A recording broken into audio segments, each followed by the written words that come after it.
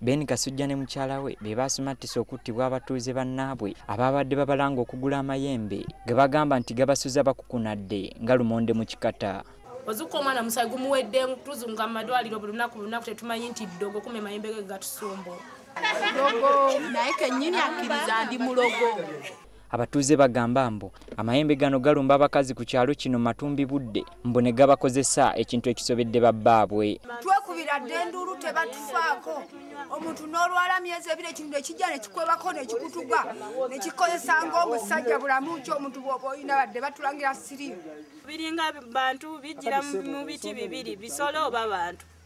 Oluusi n'omuntu najja ng'omumanyi. Mukyala yennyini mukyala Kasujja era n'empogana ngamba balekande nanyigira mu ntebe ne saddamu kugira nga kikuzibe eno yonna.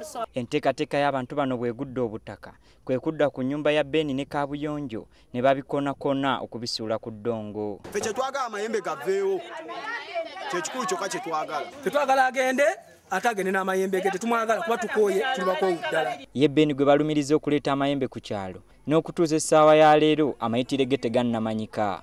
NTV egenze okuva mu maka gano nga poliisi yekyagakuumye wabula nga n'abatuuze beesomye okutandikira bye babadde bakomye nga poliisi evuddewo. Tuli bakoowu n'okusingawo.